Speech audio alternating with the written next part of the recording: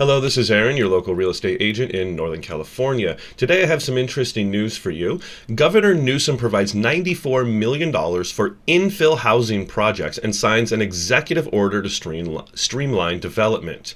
So basically, there's going to be a bunch of places like swamps and areas by coastal, even though I don't think that's where it's going to go, where they're going to put rock and dirt and soil, basically aggregate, to make it so that people can build there. To me, this is absolutely useless. First of all, the amount that it's supposed to do is just a drop in the bucket. So if we go down here, we can see that the infill development will produce around 1,661 new homes in 15 counties.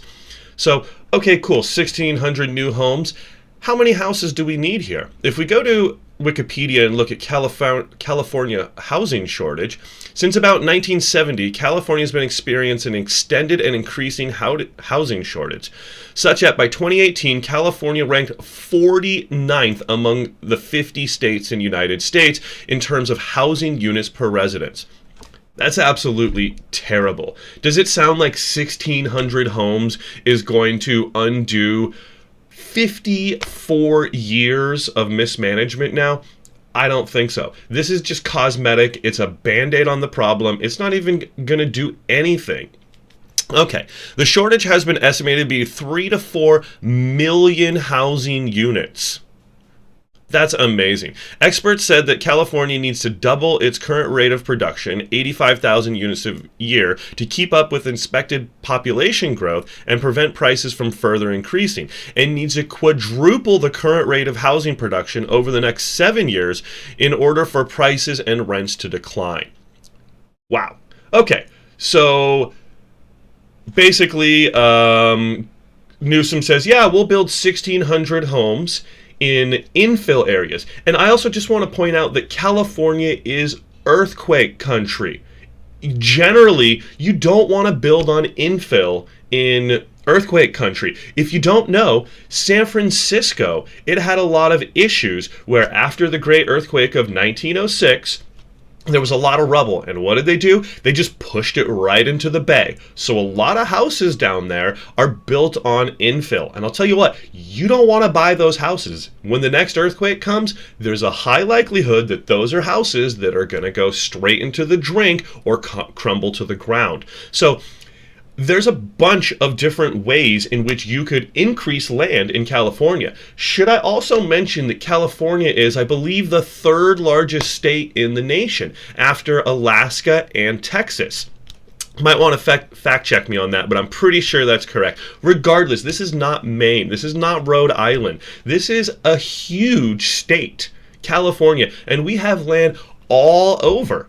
There is tons of land. In where I'm at, I don't know what it is, but my guess is that half of the land here is grapes. I've been saying this over and over and over again. How about we take 2% of the land that's grown for grapes and we sell it off with no taxes as an incentive to the sellers to build more houses? The idea that we need 1,600 houses, on infill land is absolutely ridiculous to me. We need tomorrow 1 million new houses built. Otherwise, California is going to continue to be unaffordable. So, to me, this is just an absolute joke that they are trying to build 1,600 new homes. To me, I think that they need to be building 100,000 new homes, 1 million new homes next year. They need to cut costs on taxes, fees, regulations, costs of lumber. They should subsidize it. Here's another thing. We have a huge fire going on right now.